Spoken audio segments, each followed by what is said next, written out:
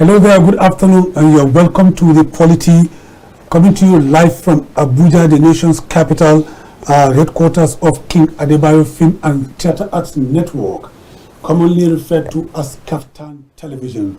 And the Polity is a program that takes a deep dive into unfolding political events within Nigeria and even beyond the shores of the country. My name is Macauley Hunohashi. Welcoming all our esteemed viewers from around the world for joining us this afternoon on the Polity. It promises to be very, very exciting and interactive, because in the course of the show we are going to open our telephone line so that viewers, our vibrant callers, can continue to call in to give us their thoughts and by making the program interactive and conversational. At this juncture, I would like to introduce my special guest who has already joined me in the studio for this live conversation, and is no other person than Gabriel Enemali. Gabriel Enemali, you're welcome to the Polity. Thank you very much, viewers. Good afternoon. Good afternoon, viewers, once again. And Gabriel Enemali, just to remind you, he's a communications expert and expert in community reportage, syndicating for so many TV stations, and he's also a widely traveled journalist who has remained in the trenches covering assignments that has to do with grassroots. That's why today he is the right person to be in the studio to discuss this thing. So much is happening.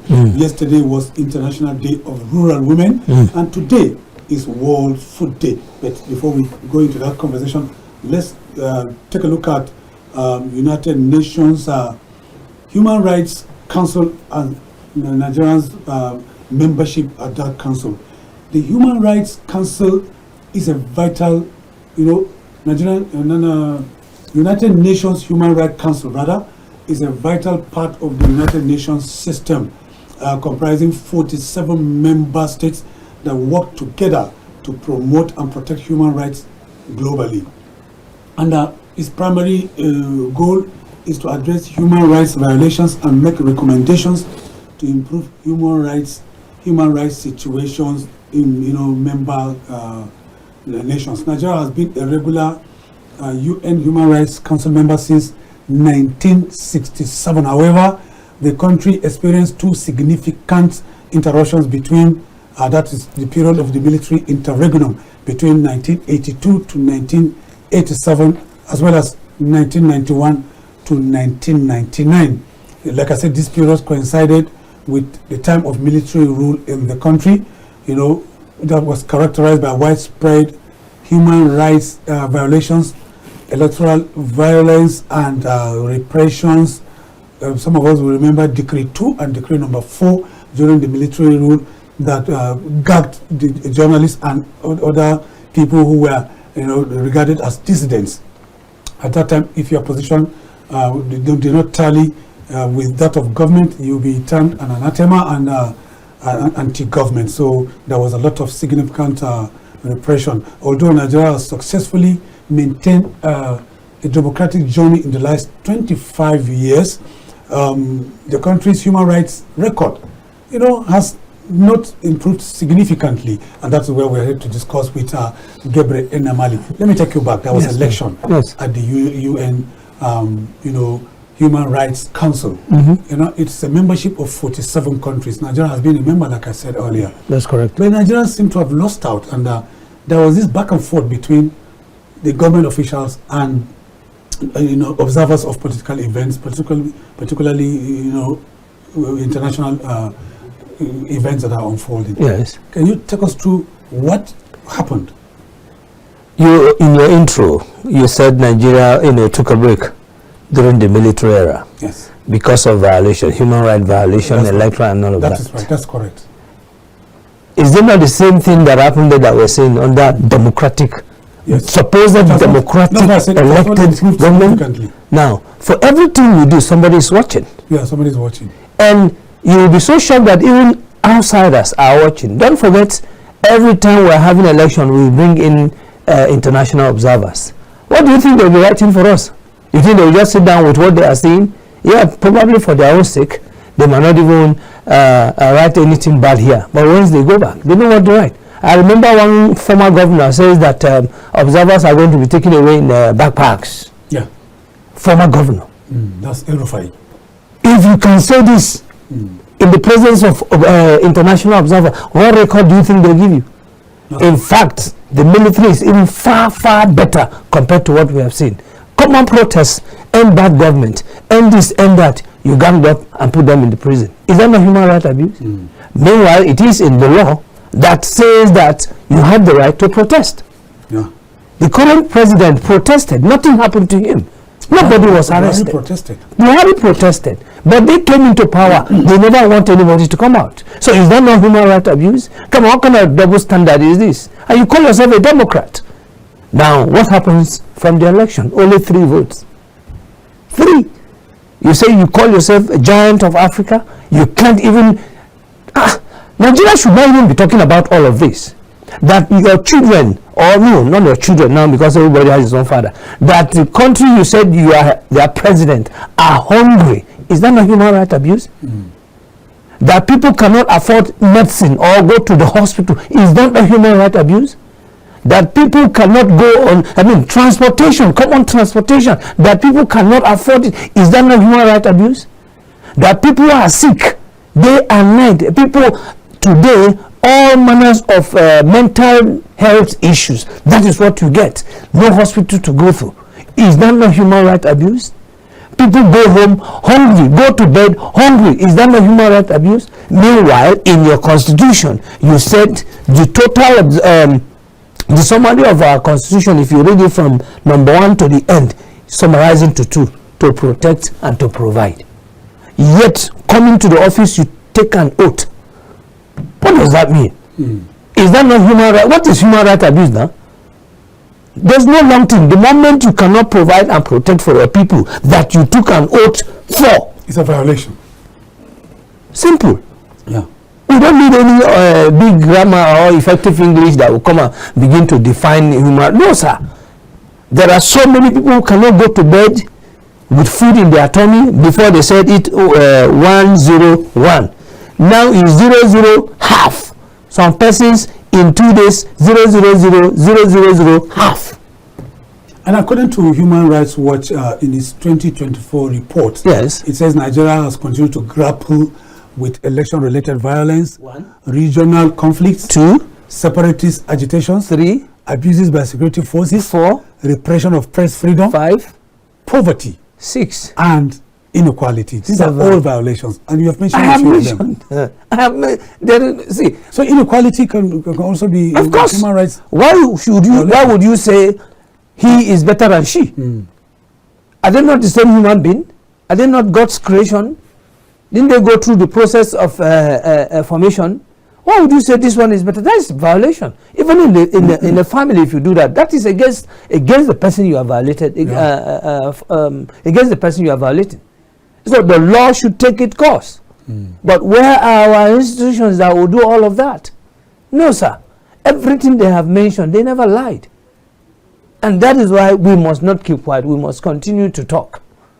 Today, if you say, no, government, why did you do this? They come after you. I have been, of course, severally they've come after me for doing my own legitimate job as a reporter. Not that I went to, I'm not talking, there is bad road. I say do road in a case. I did not insult you, I did not involve you. All I'm saying is that there is a bad school here, and SDG goal number 4 talks about quality education. Fix it to meet the standard of what you as a country signed for as an SDG at the United Nations. Yeah. You refuse to do. You and say, then, poverty is one. Poverty, number 1. That is number 1. Poverty. Anybody that is poor, any community that is poor, any country that is poor, you can't make headways. That you cannot eat, that's poverty on its own. You can't go to school. Sir, it wasn't not recently. No, recently, yes. That Nigeria became the poverty capital of the world. Yes. Has that been addressed? I don't know if there's another name, extra or hyper poverty of capital of the world. Maybe that's what they should, give it from what we have seen so far. The former president told the world that in the next 10 years, 100 million Nigerians are going to be pulled out of poverty. Was he able to do 10 before he left? And then, well, what I'm not really surprised is that this government said that they will continue from where the last stopped. And then we are now nosediving. Serious poverty. Okay. Now, let's open our telephone line so that viewers can continue to call in to make the program conversational. Our telephone line has been displayed on your screen. You can see it right there. Please do call in. Let's hear from you. Nigeria has just, been disgraced, so to speak, but there's a reaction from government, by Onanuga, the special advisor to Mr. President on information and strategy, has debunked that there was no election. But let me mention that the United Nations General Assembly elected 18 members to the Human Rights Council for a 3-year tenure, with 3-year term from January 1st, 2025 to December 2027. Let me mention a list of the countries that will be joining others. Those elected to the council using a secret ballot system are Benin, Bolivia, Colombia, Cyprus, Czech Republic, Democratic Republic of the Congo, Ethiopia, Gambia, Iceland, Kenya, Marshall Islands, Mexico, North Macedonia, Qatar, Republic of Korea, Spain, Switzerland, and Thailand.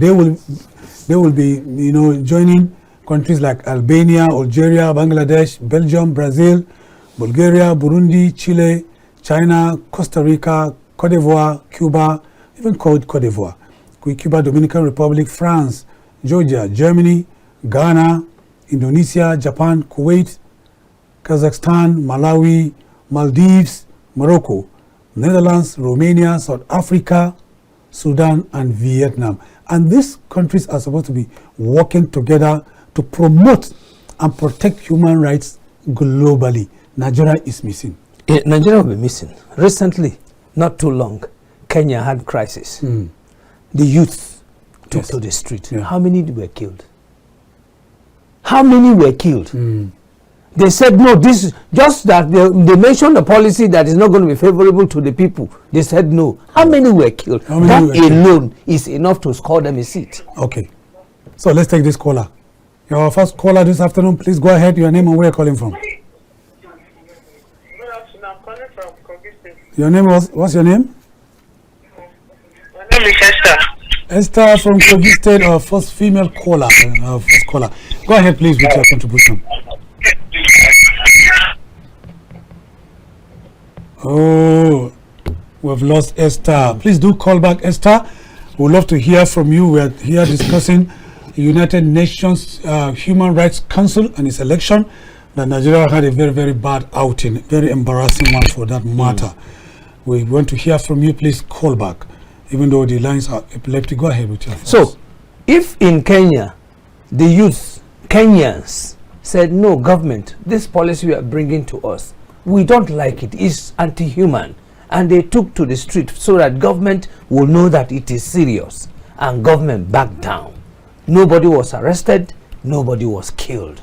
That alone is enough to give them a seat. How many times did Nigerians wanted to go to the street, and what happened?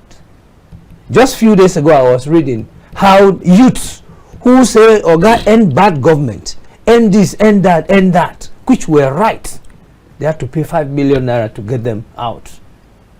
Is that fairness? No, sir.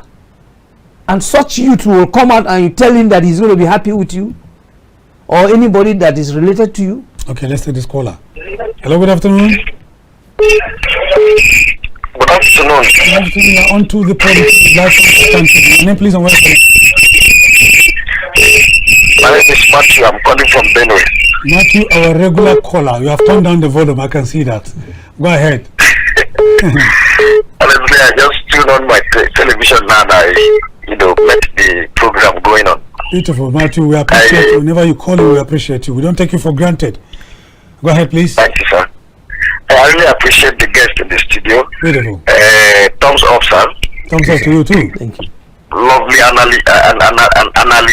The way you are talking shows you are a real Nigerian, a true Nigerian, and it shows that you are on ground, seeing what is going on. You're right. There is no normal human being that will vote for a nation that has terrible human rights violation or terrible human rights cases in their country. It's not normal. The bad performance in the human rights whatever election that went on a few days ago is an indication that Nigeria is not doing well when it comes to human rights. Just like the brother in the studio said. Now, there are a lot of innocent people who are dying and languishing in jail for just what? Protesting. Agitating for one thing or the other. You just pile them up, pick them up and dump them. Nnamdi Kanu is still in detention for what? Why are they detaining? Why is Nnamdi Kanu still in detention? This is an agitator. What they need to do is to sit on the round table and talk. This guy has never carried a gun to kill anybody before. Now, as the analyst said in the studio, sir, there were these guys, some of these guys who demonstrated during the end bad government protest. Some of them are still in jail in large numbers. They are still in detention till today. And if care is not taken, those guys will be forgotten there. If nothing happened, and you say you want to go and clinch a position in that kind of this is a shame. Nigeria should wake up from the slumber. This present government is doing the is worse than the military government. Thank you, sir. Thank you very much, Matthew. Matthew has bared his mind, and he's towing the same line with you. You need to react to some of the things. Recently, if you can remember, Shehu Sani, the activist, told President when he was invited, I think June 12th for Democracy Day something, and he said, Mr. President, you are the grandfather of protest. You sponsored us. We'll do it. Yes. You have your grandchildren in detention for protesting against bad government or NSAS. Please do something to release them. Have they been released? They have not been released. So let's take the call. Hello, good afternoon. You are on to the Polity live from KAFTAN television. Please go ahead. Go ahead, sir. This is Ibrahim Mustafa calling from Gwagwalada. Ibrahim Mustafa from Gwagwalada, or regular caller. Go ahead with your contribution. Thank you very much. My regard to your several guests there. Thank you. I appreciate him for his views on the happenings in our country today. About repression. We have been witnesses to this repression all over the places where people are not allowed to speak out their minds. And one of the worst indicators of this is the arrest and trial of our boys that demonstrated against hunger. Each time I remember that, Tinubu, our president, has not lived up to his words and his antecedents. Because he rode on the crest of being a constant demonstrator against repression by the military to this power. And today is performing worse than the military. That being said, I want to make another observation about an analysis your guest made. He compared the present regime to the immediate past regime of President Buhari. Please, could you turn down the volume of your TV and then go ahead and continue? Yes. Go ahead. He made that comparison that the present president said he was going to continue where the former president stopped. The former president said he was going to put about 10 million people out of poverty. And of course, in my analysis, the past president made efforts in pulling people out of poverty through the Anchor Borrower program, where importation of rice was banned in this country, and finances were brought out to sponsor growing of rice locally. Where we witnessed upstringing of so many rice mills all over the country. Rice was being grown where we never thought it would grow. Even in Katida, rice was being grown in places we never thought it would grow. And rice mills were coming out. But the undermining came up with the interjection of this insecurity, where rice farmers were being killed. Rice farm was being burned. And this not indication of undertones, political undertones, destroys a good achievement for the country. Okay. Because the main intention was that if this rice mills could get their produce appreciated by the country, will even surpass the need of the country and begin to export this rice. But this singular act of insecurity destroyed that whole achievement. And today, the rice mills are no longer there. The present regime is talking of importing rice after the good effort of producing in our nation. If we cannot feed ourselves, then how can we attain security? There's no one can attain the security. That's true. That is why the present government has to have a relook at this homegrown, at least grains. We should not import grains. Okay, thank you, Mustafa. The third one, when the president came in, make it quick. He showed an appreciation of the past government that there's a very ambitious infrastructure outlay by the past president. Which he said you build on. We have not seen anything like that. All our roads still remain bad. He said you carry forth from where Buhari stopped. Buhari constructed special roads. When you see concrete, thickness of concrete about 1 foot before contact is being laid on it. Those are sustainable roads that will lead us to the next generation. We have not seen anything that is being done by this government. The only thing we have seen is punishment to Nigerians for voting in here. We are all hungry. Okay, thank you. Hungry man and angry man. And time is ticking. That's right. The fourth term is going off. Because it's almost 2 years now. It's 2 years. President has a routine, have a look at the situation. It should leave our voice first and foremost. They are being tried at big jail for protesting against hunger. The president should do that, please. Thank you. Thank you. Ibrahim Mustafa from Gwagwalada, very, very prolific, very, very sound, and valid points he raised there. But let me ask you, I personally, sometimes I wonder if I made a media handler of any Nigerian president. I wonder, because I don't envy the kind of job they do. This election was reported by the global media. Yes. It was widespread, widely spread, and it had traction on social media also, with very, very widespread mention on all, across broad spectrum of media platforms. That's correct. But the presidency has continued to deny it, and on the ex-handle of the special advisor to Mr. President on communications and strategy, that's talking about Bayo Onanuga.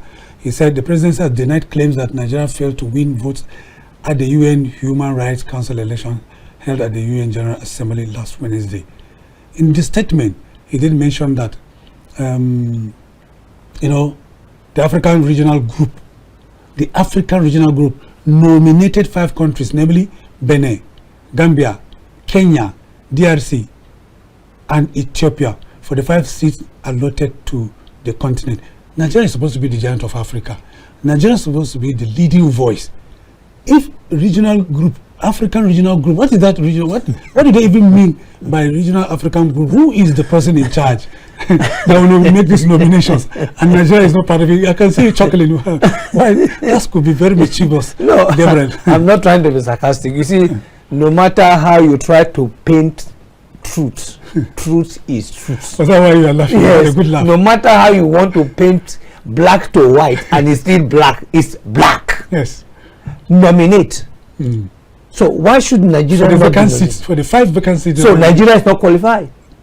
So yes, we are not qualified anyway. Okay, all the countries that were nominated, what is their human rights rating compared to Nigeria? Yeah, that's right. Let us take it from that, that if they are nominated, of course there must be a criteria for nomination. And let's assume. And you said the move eliminated the need for election. Whether they eliminated, let's assume, of course in Nigeria we do selection and we do election. Okay, let's assume they refuse to do election, but that they are going to nominate. what was the criteria for nomination and the rating of their human rights abuses in their country compared to ours, are they the same?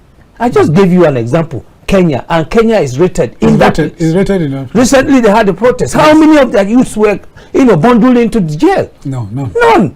So they should just hold their lives. This is, if you remember, federal government, Tinubu's speech the other time, October 1st speech. What did he say? He said they have taken care of insecurity everywhere. Did they name one place for you? Can you go to a village on road by road? No. So this is that you are lying to Nigerians alone. That again is human rights violation. Okay. That you are lying to us. That's misinformation. Yes, misinformation. Well, let me quote him verbatim. Yes. On his X handle, he said, "There was no competition in the African regional group, as the continent fielded the same number of candidates as available seats. Contrary to information circulating, Nigeria was not snubbed in this election as some reports have falsely claimed." And I quote, "The country did not stand as a candidate for this cycle of elections, just like it did not stand for election in 2023, when a Nigerian medium sensationally reported that the country earned 3 votes. He did not mention the name of the medium. You see, I just told you that you are lying to us. That's you are violating our human rights. The country only, the country only focused on offering support to countries who have been nominated by the African Regional Group. Do we have ambassadors in the first place? We don't have ambassadors. So who is going to even lobby for you or speak for you?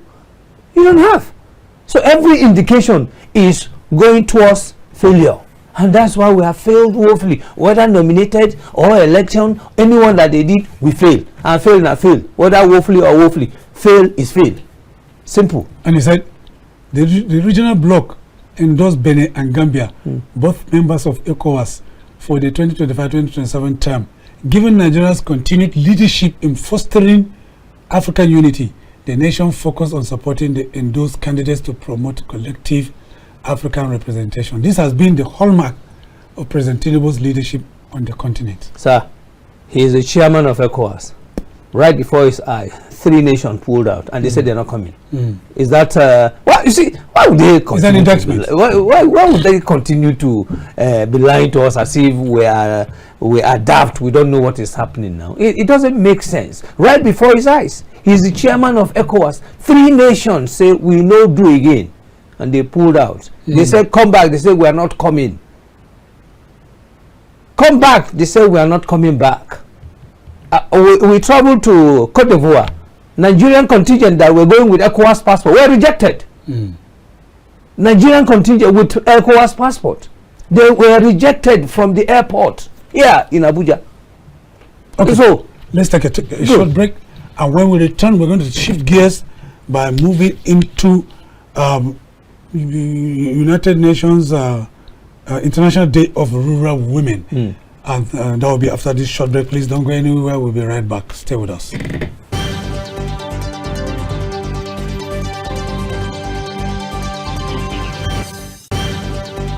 My name is Sheila BCFR, the Black Comedian of the Federal Republic. I tell you, when it comes to the best of entertainment, the best of news, the best of information, something that is educative, you're right here at the best place to see that. It's KAFTANTV. You know what? Increase the volume. Keep watching. Don't touch the dial, okay?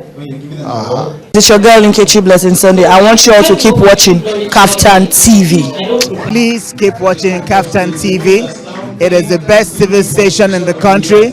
They're doing an amazing job.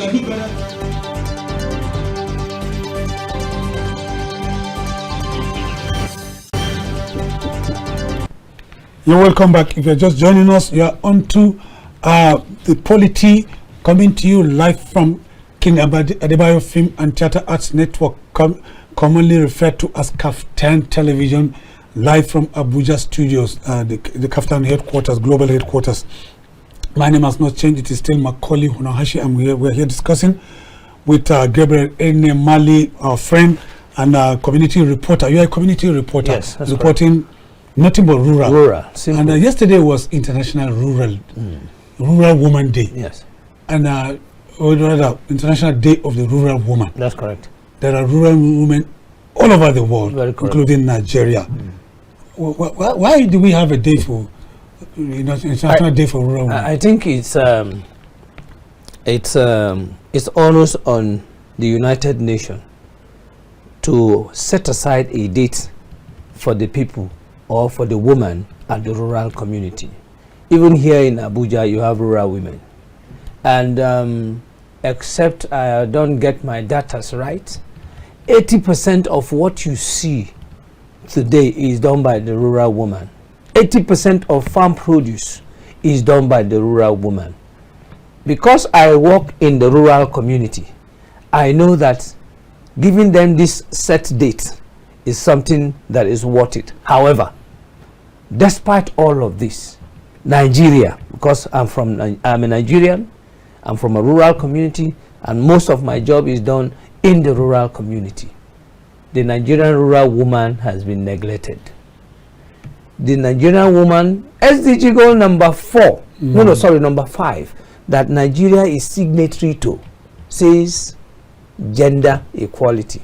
Some people don't like to hear that equality. Rather, I like to call it gender inclusion. Most of our decision making, we don't involve them.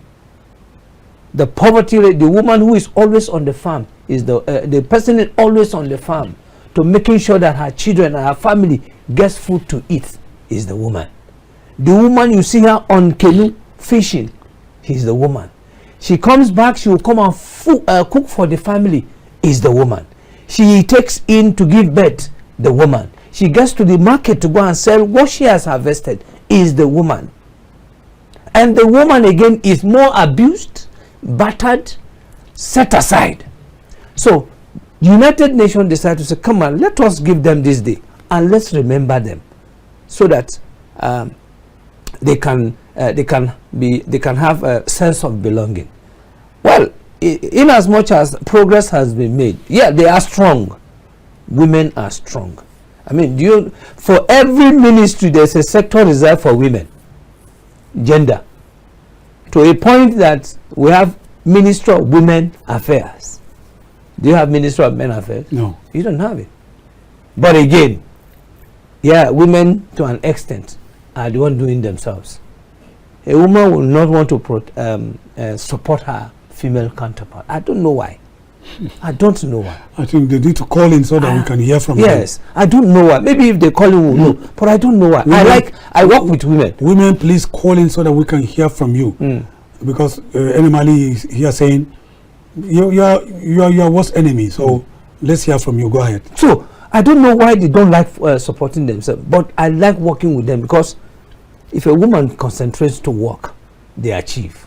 Set a goal for yourselves and give her her own part. You'll be so shocked. And women globally have attained greater heights. Absolutely. In Nigeria, yeah, in the first year of this dispensation, they did well. But subsequently, they just fallen by the wayside. I think they're trying to copy the men.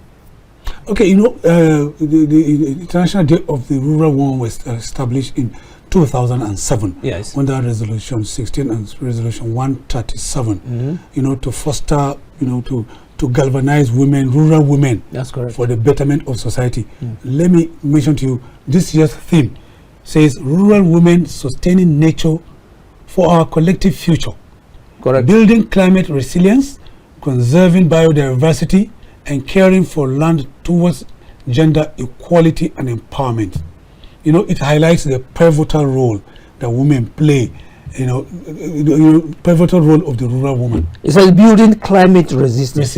Resilience. Yes. Who is always on the farm? Exactly. In the morning, in the evening. Earlier, yeah. They're always there. Who plants the... Sir,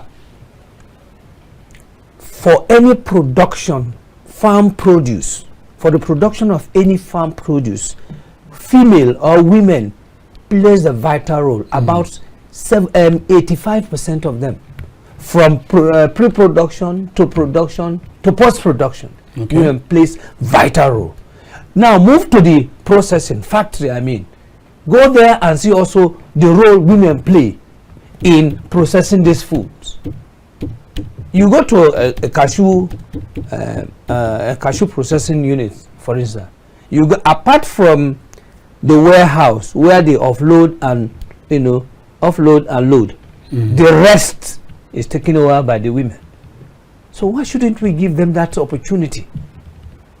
In any case, no man can do everything yourself. Yeah. When we were training women and youth on cashew processing, all the men say, so after farming, what do? We too are coming to come and learn. And that was how they also jump into it. But whether you like it or not, women, they play a very, very vital role. Whether at home, in the office, on the farm, anywhere, wherever they are a very great unifier. Now, again, look at the other side of it. If there's war, who takes the brunt? Woman. If there's kidnapping, who takes the brunt? Woman. If there's sickness, who takes the brunt? Woman. Come on, all of these things, again, the negative side of it is against the woman. So I think United Nations, for taking that initiative, they have done well. But Nigeria, we have failed. Okay, how would you appraise the role of government, successive governments, in terms of, organizing and empowering the rural woman in Nigeria? I'm a rural reporter. If you remember the Better Life for Rural Women. Thank you. I think those are the time that we see something. At least we saw something. Yeah. But in this present dispensation, all we hear is we see things in the news. As a rural person, I go into the interior, where in fact there are places you don't see anything called government presence. You ask yourself, are these people still living here? Nothing. I'm talking when I mean local government presence is not there. If you see the mileage they go and fetch water, the mileage they go to the hospital, to go to school, to go to anything they want to do, you're like, oh my God. So all of our seminars, they are done in the city. They grab with some women from the market area, bring them together, and they tell you rural women. Whereas rural women are abandoned. The rural woman in Unguru, the rural woman in Bodija, the rural woman in Ilela, the rural woman in Agbadoijaye, and Waduku, and so on and so forth. Have they taken any program to them? No, sir. Again, this is as a result of not having the third tier of government, which is the local government, working. Okay. That's another issue. We don't have them working because they are more closer to the people. The chairman who is the local government chairman, the people knows him, they know his house. But because they don't give the local government the opportunity to work, nothing happens to the people at the rural community.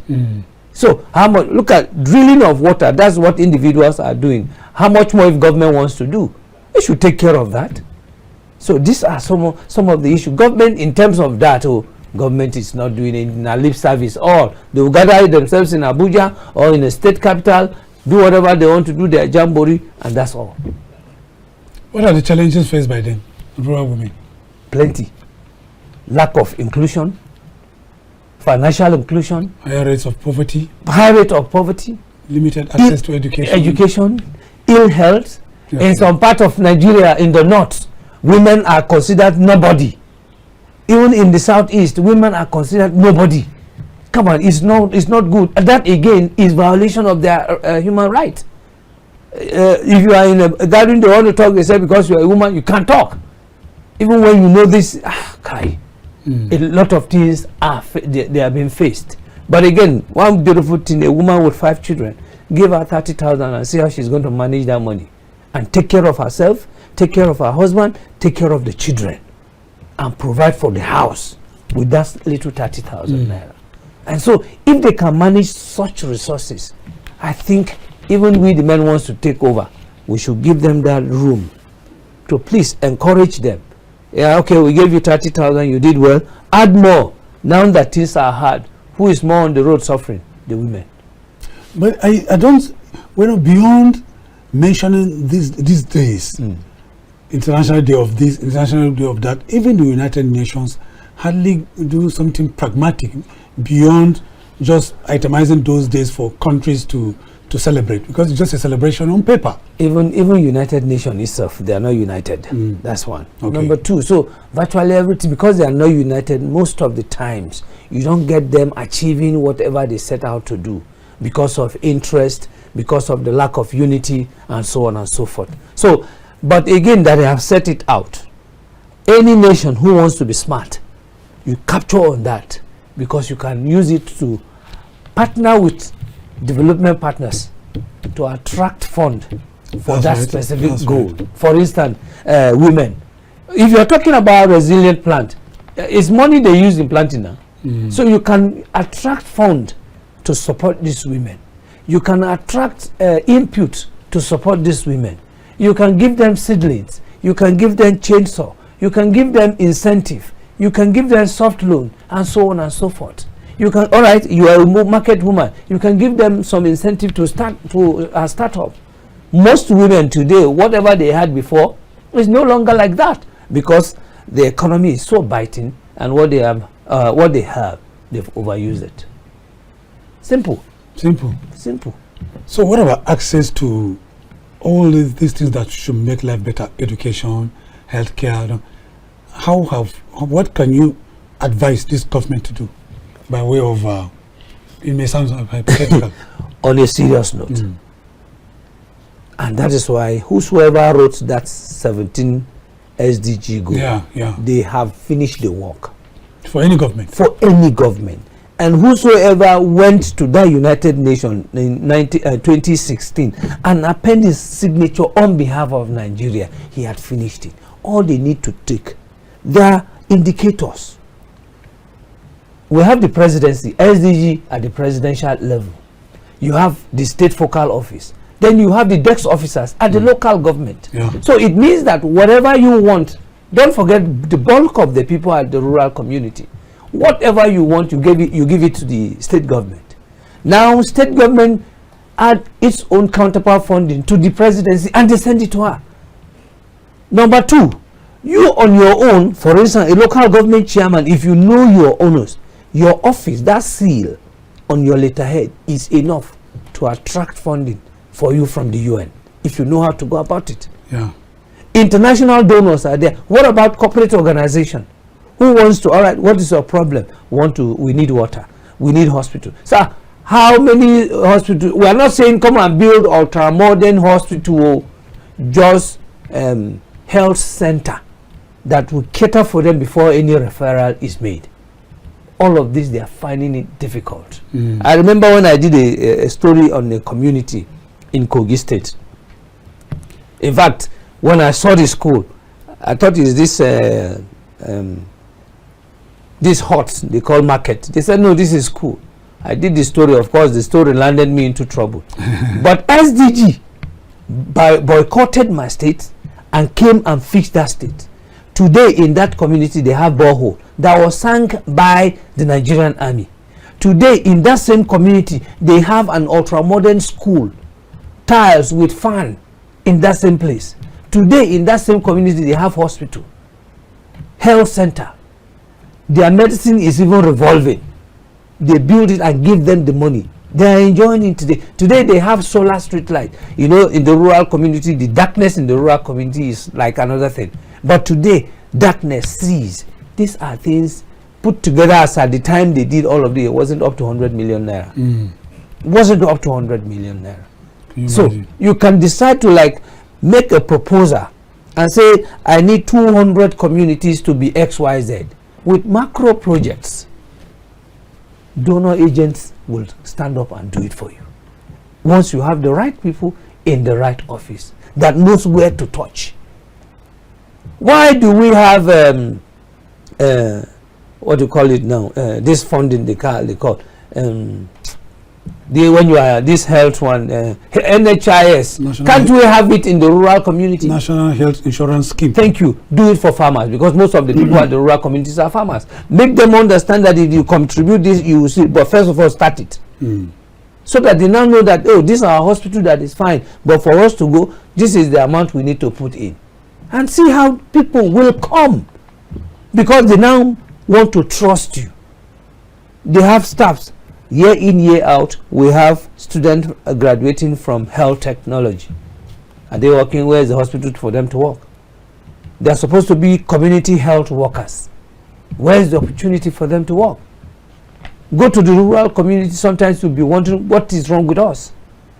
Are we not human beings? So these are things, you see, when you don't put the right people in the office to do the right thing, your result is zero. And this is what we have been getting. Because it's going to be garbage in, absolutely, garbage out. So they are only interested in their own pocket. And somebody was asking me whether I want to be a politician. I said, if I going to be a politician, I'll have my MOU written down. If we no agree, I pull out, I go. Because the aftermath when you leave office, sir, have you ever seen anybody who is a spokesman to the government after he left office is looking is better?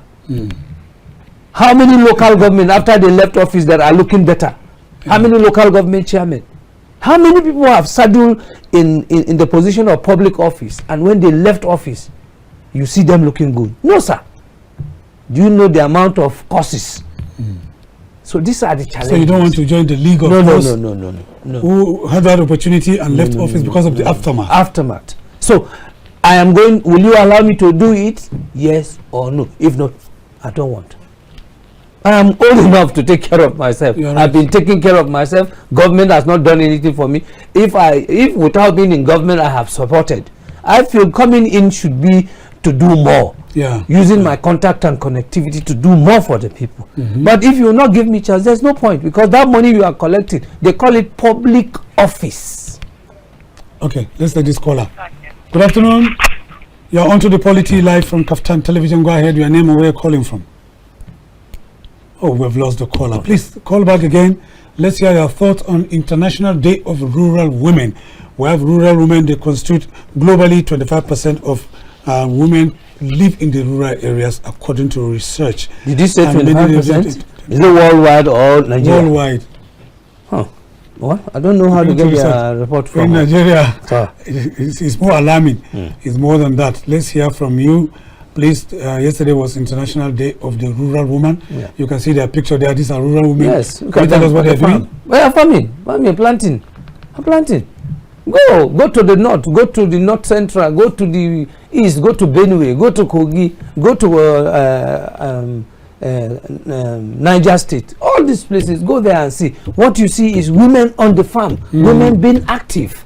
You see that even in Abuja here, you see that woman that went to harvest her melon, harvest the maize, is the woman.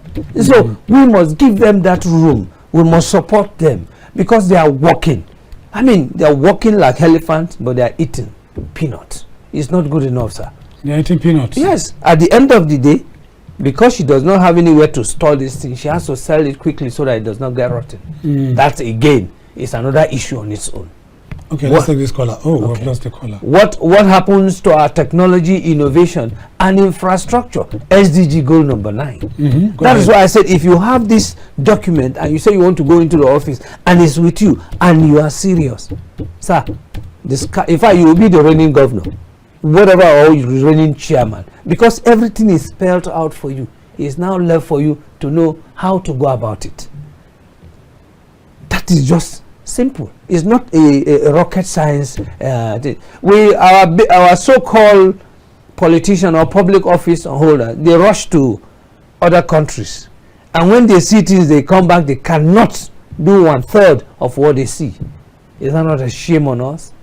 It's absolutely in Abuja here. I don't know whether it's on your program. When I was challenging them, I said I challenge the current minister or the past ministers that in Abuja, SDG goal, the 6 goals, I will mention them.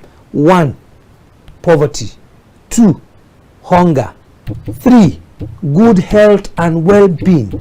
4, quality education. 5, gender equality. 6, clean water and sanitation. Abuja with 6 area council. Are they free of all of this thing I mentioned? Yeah, you did. You mentioned. You asked. I remember very well. Are they? This is the capital city of Nigeria. Yet all of this, in fact, they said they are doing road, and most of the suburban roads here are dilapidated. Your vehicle, all the vehicles on the road are bad. Okay, research said out of 100%, 22%, rural women account for 22% of the global population. The global population of the world. Are they saying men 22%. are women? Only women. Okay. They account for about 22%. Okay, about of their our entire population in the world. I think it's more than that too. I don't know how they did their survey. Anyway. That's just women. Yes. Not including men. Apart from that, when you have men, because the women have their husbands in the rural areas. Yes. Assuming, you have a ratio of, at par. Yes. The ratio at par. If you make it 22%, women 22%, you are talking about 44%, close to half of the global population. Is it just only women? Are the youth, women youth included? Only women. Rural women. 22%, that's what it says. Well, since that is what it is, well, I don't have the capacity to go about doing the survey, so we'll go with it.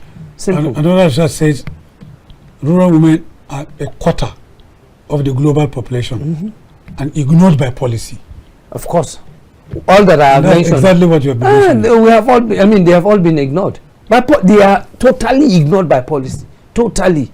Well, of course, if you go to the rural community, vehicle don't go, there's a place you get to. Your next line of means of transportation is motorcycle. You get to a place, your next line of transportation is to use your leg. At the rural community. Sometimes you go, no lights. The water, you drink water from the stream. Being a barrack boy, we know how to survive. There's a way we treat water. And then we drink, we move on. So the life at the rural community is terrible, especially in Nigeria. Okay. Innovative policy is often concentrated in cities. When funding is low, providing small isolated communities with services may seem high cost and inefficient. And they said, but today more than 3/4 of the world's extreme poor live in rural areas. That's correct. And 70% of the world's poor are women. That's correct. On almost every measure of development, rural women fare worse than rural men. Very correct. Or urban women. And while there are major differences between the global north and south, many of same problems persist. Very correct. Which include lack of infrastructure and services. Which I have mentioned here. All of them. All of them. A need for decent work and social protection. Oh, yes. Exclusion from leadership and decision making, and the harmful and violent effects of restrictive gender norms. Thank you. It goes on and on and on, and talked about the U.S. women outside cities and even in developed countries. Absolutely, such as Europe. They have their own. We see them, all of that, in the places we go to. When you see, you now ask yourself, so this one too they here? And the question is that, so this one too they here? But it's unfortunate that this is where the rural woman finds herself. Okay, coming back to developing countries such as Nigeria, 43% of agricultural workers are women. Sir, it's more than that. Okay, but they don't have rights to the land. Yeah, that's correct. They have limited access to water, fertilizer, and seeds, and credit. You have mentioned them, and training, and spend more time on unpaid work than rural men and urban men and women. Child marriage is particularly prevalent in rural areas. Thank you. Very correct. But in Ghana, there's something that is happening in Ghana. The woman, has right on the land than the husband. In fact, one of the demonstrative farm we use, that GIZ use in demonstrating, they use the woman's cashew farm and how they've trained her to for good practice, agricultural practice. And I was trying to ask her how she feels. She said she makes more money to send her children to the school now than before. In Ghana, the reverse is the case. Women have high level of authority in terms of land ownership. That's the difference between Ghana and Nigeria. Okay, let me mention this research. Okay. They say empowering rural women benefits everyone. No, but that's the truth. And then, like I told you. Like you said. Yes. You say when women have access to land, there are improvements in household welfare and agricultural productivity. And it is estimated that if women farmers had access to the same resources as men, there could be 150 million fewer hungry people through the rise in output. Okay, let me give you an example. Let me give you a village in Kogi State called Odeke. Okay. Odeke is in Ibaji local government that shares border with Enugu and Anambra. In fact, it's the last village. That's where the oil is. One woman, during the rice harvest, she harvests 300 bags of rice. Because Ibaji itself is a land for rice. Ibaji has 1,377 square kilometer. All of this land, all is used for rice. So everybody has access to rice, to land for rice. Now, this woman, she serves, she gets her money, to which she takes care of herself, takes care of her family, takes care of her children, especially those in school, health, and all of the 300 bags. Now, of course, her social life is not that much like that of man. And she's married to one man and her children, while the man is married to many wives. And then, of course, his own social life is another ball game. So he spends more money. The 300 bags, the woman can even save out of it for future unforeseen challenges. So this is what makes a woman different from a man. Except those ones that I must get everything, if not, which they are, few anyway. If you are in the rural community, there's high level of competition. My neighbor bought foam, I must try to buy my own too. My neighbor sent my child to school, I must try to send my child to school. That kind of healthy rivalry is common at the rural community. So especially if the husband gives the wife a free hand to do a lot of things, the house is is always sweet to stay. Okay. Yeah. We're going to take a short break once again, and when we come back from this breather, we're going to delve into another issue. We're shifting gears to today's program, which is World Food Day. World Food Day is celebrated by the United Nations globally every 16th day of October. And today is Wednesday, 16th day of October 2024, and it is World Food Day. Nations are celebrating it. Should Nigeria celebrate it in the midst of widespread hunger and poverty? That will be our conversation when we come back from this short break. Please don't go anywhere. Keep the lines. We'll keep the lines open. Keep calling in. Don't go anywhere.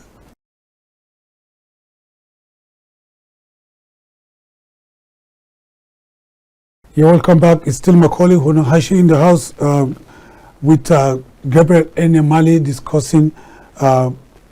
Today is World Food Day. Let's just go to hit the nail on the head. Yes. And it is a United Nations, date set aside. Celebrated by 152 countries, or so to speak, which was founded in 1945 by United Nations Food and Agricultural Organization to celebrate, the global action call to fighting food insecurity and hunger.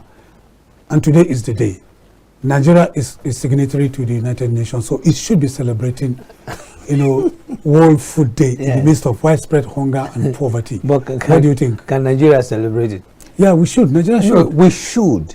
But are we celebrating it? No, we're not celebrating. Why are we not celebrating it? Because prices of food have skyrocketed.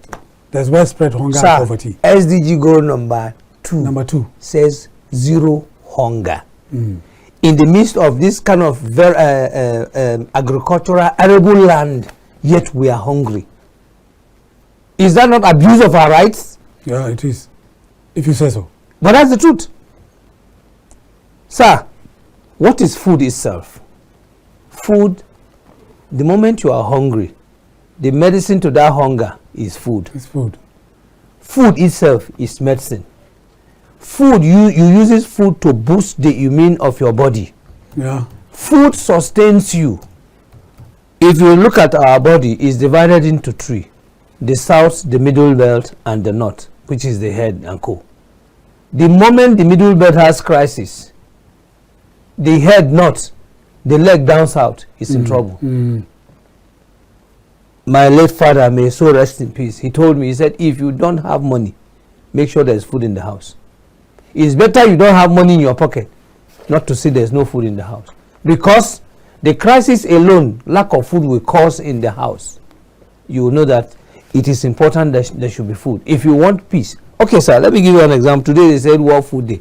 I challenge the government to bring maybe 2 trailer bags of beans or maize or any of these grains, and then just pass and say World Food Day and see what they will do to that trailer in less than 30 minutes and see what they will do to that trailer. They will disintegrate the trailer. So this is to tell you the level of hunger. And that is why the government cannot stand on our feet and say we want to celebrate. When we were growing, there was this program, agricultural program, they call it Agric Day. Agric Day, yes. Agric Day, agricultural day. Right. You see, down at the rural community, you see them bringing all manners of food. People are having surplus. They sell and all of that. When last did you see any demonstration or agric fair or agric day or something? When last? If Ministry of Agriculture, that is responsible for agriculture in the entire, don't forget, it's a Ministry of Agriculture and Food Security. Food itself is a security. Yeah, it is. Everything, the reason why you are at work is to get money to buy food for your family. It is after your belly is okay, then you now start thinking of what next to buy. So it's on its own a security. Now you said the youth are not doing well. How can they do well? You have not encouraged the farmer who is in the rural community that is producing for the city. You have not made any policy that will be better or that will be good for the man, for the rural man who is producing food for you. Rather, the people at the rural community feed the people in the rural and the city trample on the people at the rural community with bad policies. Okay, let's talk about the theme, the 2024 theme of the World Food Day 2024 celebration. Is it tied to the first topic we talked about now? That is United Nations human rural rights. woman, yes. Because the theme this year is right to food for a better life and a better future. Better life now and a better future. That's the theme. My Bible so tells me, doesn't seem to be celebrating because there's no event at the Ministry of Agriculture. My Bible tells me that a man who cannot take care of his family is worse than an infidel. Nigeria as a country is the coming together of many families with one president. So it means if the president cannot take care of his subjects, you know what that means? So it means we have failed, and that is why they cannot come out and celebrate anything called Food Day, World Food Day. In Abuja today, the tuber of yam that is known as this is 3,000 naira. Just one. Just one. The inside may even be bad. You are not sure because you are not allowed to slice it before you pay for it. So these are some of the, there are so many things that are bedeviling us having all of these things coming to reality. Number one of them all, bad policy. Yeah. Number one, all of them, bad policy. We make policy, we don't consider those who we want to make the policy for, or we want to make this policy because, well, the beautiful thing is that even them that are making the policy, they are seeing it. They are seeing it because the rice, I go to the market, it's a market day to go. Yeah. So no matter the amount you have stacked, gradually right before your eye, you will see it be reducing. And then definitely you go back home not a better person. Because of the high cost of living today, there's a minister I met, and I said, why are you not coming to the village? He said, do you know that my 5 cars to take them to the village to and from, I was put aside 1 million naira. I said, yeah, wow. Correct. So how much of food does he need to buy in his house for that period that he's going to stay? Because he will have people to come and see him. Then those that are coming with all manners of complaint, and I said, but you have the opportunity now to speak out. Why are you not speaking out? That was the end of our discussion. Simple. Simple. Yeah, that was the end because he can't go further. You just hear his hands are tight. I don't know who tighter. Not by force. No be by force. It's not be by force. Let's take this caller. Hello, good afternoon. Hello, go ahead. Okay, turn down the volume of your TV and then continue, please.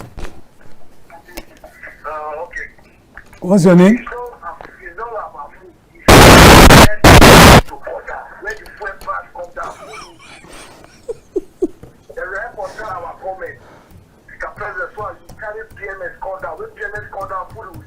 Yeah, right. You're right. You're very correct. Thank you, sir. Thank you so much. Usman Mohammed. Yeah, Vagina. He's concerned. Right. He's correct. He's right now. Yeah, he's right. Yeah, the woman that is selling maize, for instance, she goes to the rural market to buy. the woman in the rural market, oh no, the farmer transports his own goods from his farm to the market. The woman who is in the market will also want to buy. She will transport it to her final destination. Then the consumer will also transport it. So all of these things, the economic of buying and selling, she will add up all and then sell it to you so that she too can make little profit. That without that, we are not doing anything. And all of this thing is centered around fuel. Everything is centered around fuel. Yes. So my question is, why is our own refineries not working? Or when will it work? When this government came, I think they have shifted the resumption of the refineries working to more than 3 or 4 times. The question is, why is it not working?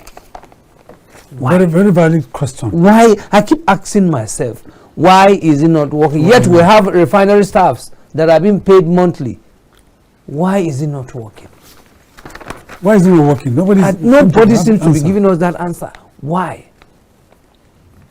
So this is where we find ourselves, sir. It's unfortunate. Nigerian inflation stood at 32.15% today. They said 32. That's what they told us. 32.70%. How did they come about it? Where did they do their survey? The National Bureau of Statistics. Yeah, they follow. That's the only agency we rely on. I'm not saying we are not relying. That's what they told us now. Yes, we'll take it. But my question is, there are simple way of doing all of these things. For instance, we have Bureau for Statistics across we have their state offices. Why don't you give questionnaires to primary and secondary school to go to the field and do it for you and collect it together and sit down? Don't sit down in your office and tell us. That is what they said. So since there's no any alternative, we have to abide with what they have. Simple. Good.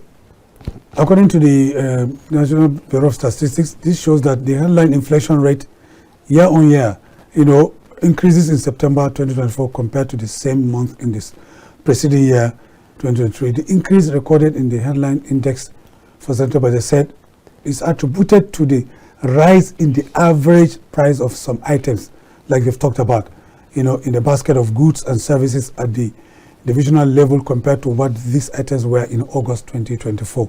And then they went ahead to say the increase affected food and non-alcoholic beverages 16.94%, housing, water, electricity, gas, and fuel, everything. So you're saying the inflation should be higher than this? Yes, it should be higher, very higher than this. Higher than 32. Very, very higher than this. That's why I asked, how did they compile it? How did they do their survey? Others are miscellaneous goods and services, 0.54%. What are these miscellaneous? And restaurants and hotels, 0.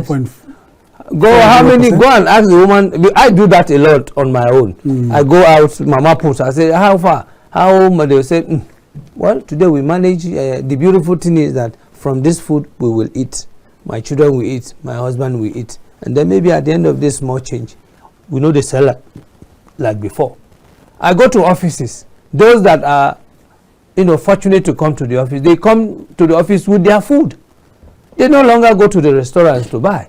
The cheapest you buy, which one small food, they tell you 2,500, and your salary is not good enough.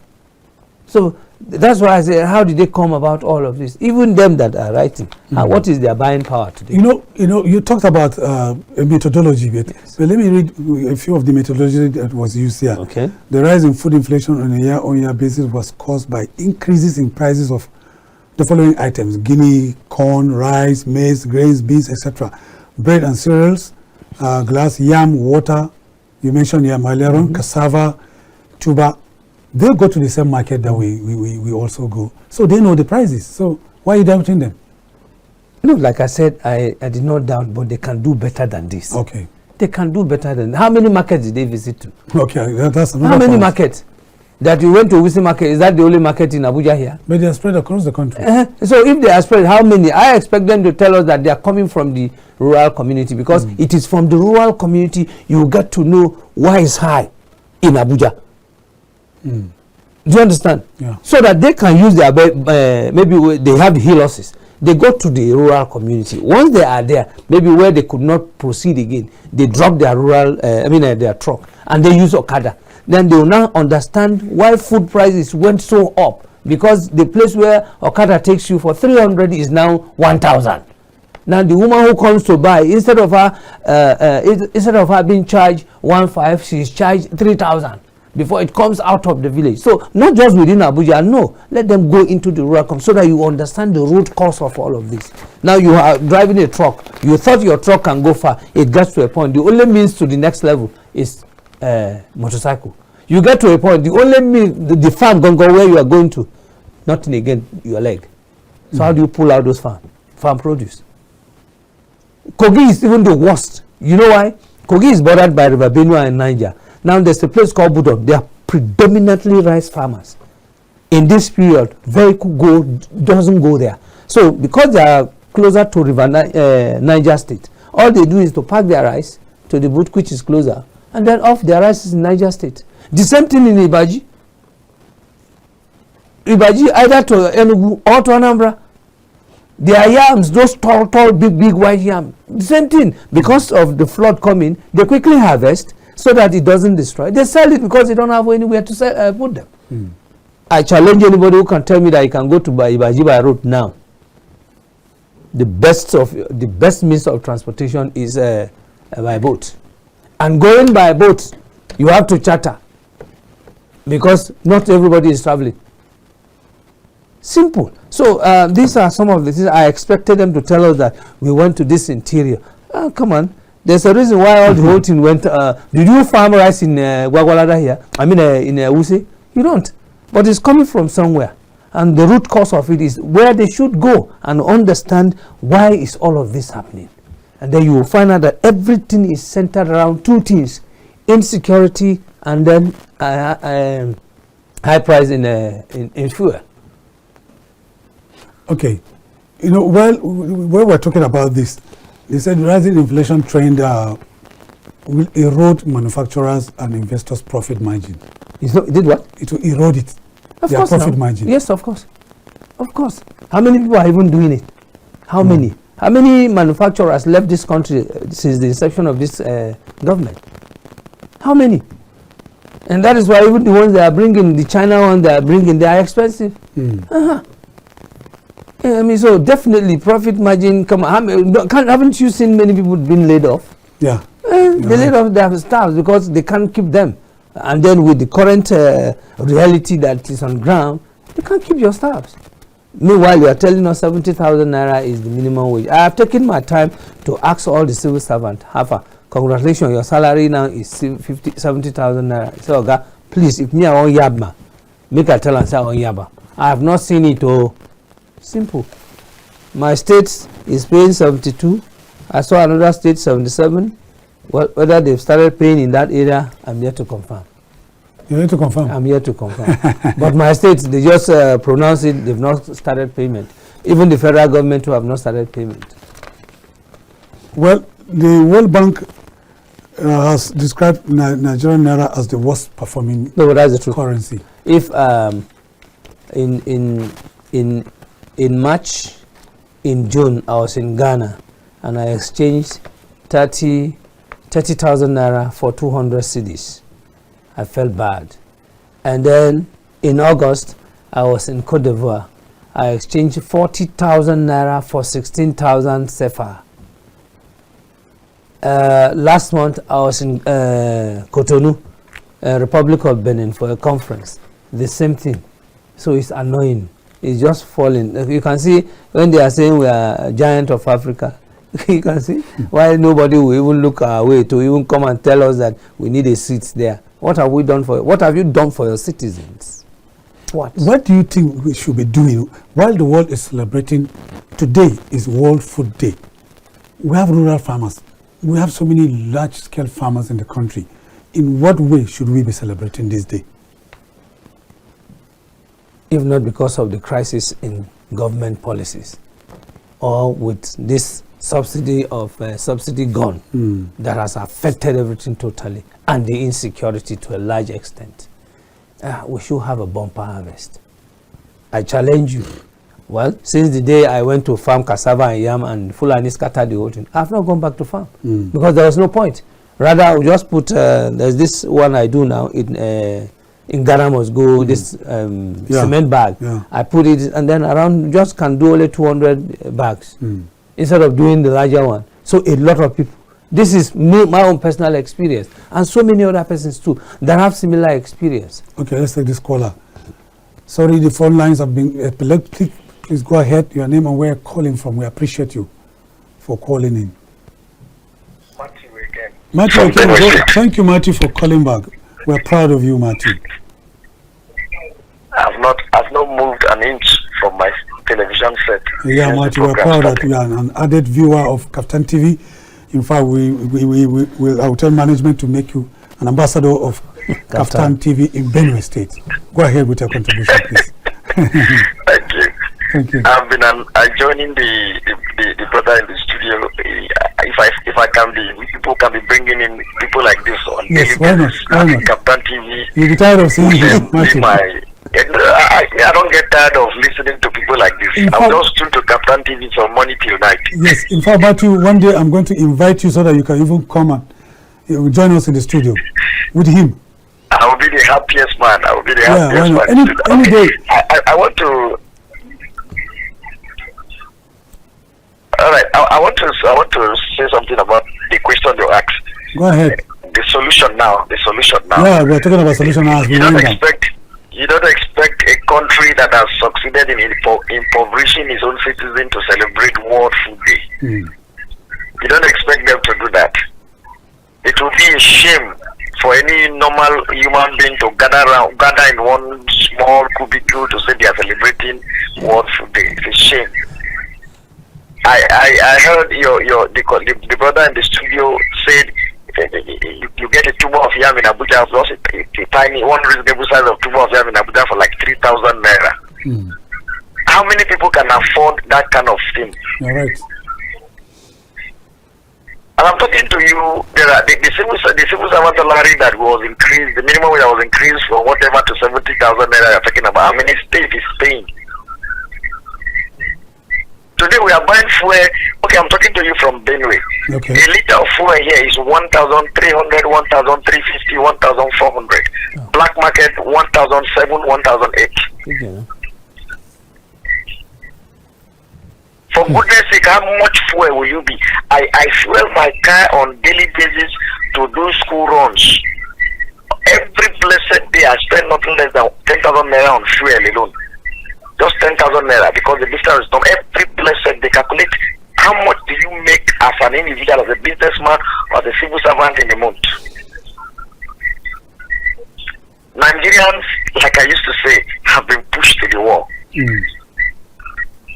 The only solution that we need now, that they go, look, all you need is just, you are the president of this country. Return back fuel subsidy, just like the last caller said, so that everything will go back to status quo. People are dying of starvation. I'll tell you this thing that pains me, that almost made me drop tears the other day. I saw a child, a small child, around my wife's place of work. So my wife now came to the house and told me that, how do you know that that child came to me and said that she has not eaten since morning? That is somebody's child. I wept in the spirit bitterly. I imagine if that child is my own child, and I could imagine how many children are going through this same thing this child is going through. How can you come up as God gave you the opportunity to rule your people, and the first thing you would do is to make your people regret voting you? It's wrong. The federal government should ask the state government to provide hectares of land. Every state has a peculiar crop they produce. Now in Benue State, you can think of any tuber crops.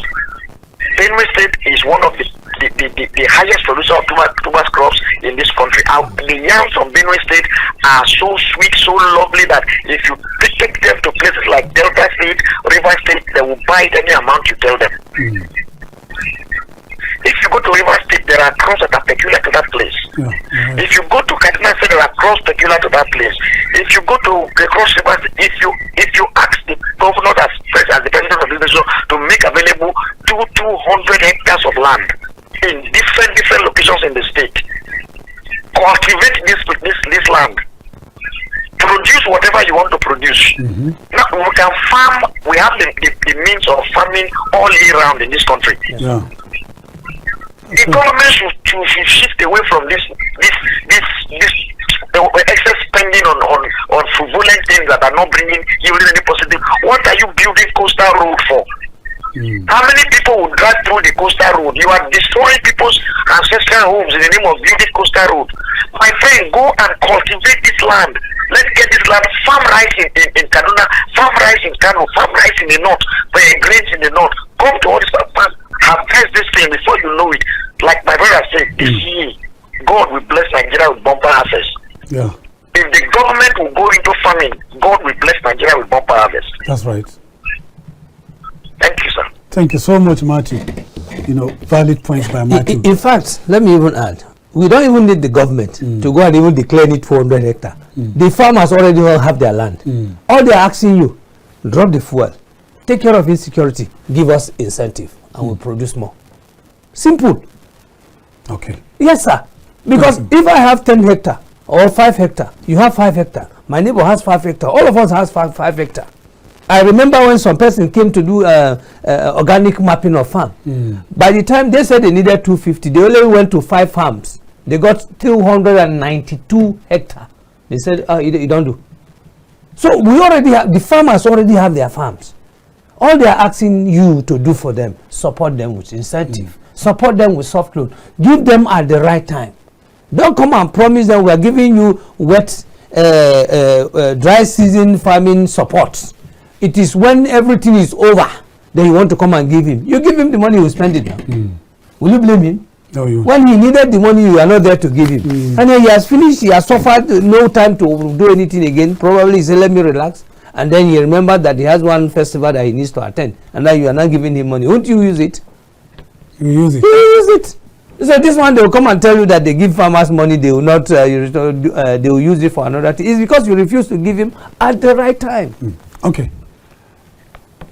Enemali, Gabriel, thank you for joining me today on the Polity live from KAFTAN Television Studios in Abuja. Thank you so much. I hope you're going to come next time when I anytime I'm available. Yeah, once I'm back from the rural community. Exactly. And I always wish you the best of luck as you travel around Nigeria. Thank you. Bringing reports from the rural areas. Thank you so much. It's even difficult for us to travel now because it's too expensive now to travel. Yeah. Well, that's the size of our package today on the Polity live from KAFTAN Television Studios in Abuja. I thank our vibrant callers who call in, and I want to reiterate that whatever comment they made were their personal opinions that has not relationship with the editorial policy of KAFTAN Television and its management. My name is Macauley Hunohashi saying thanks for being there.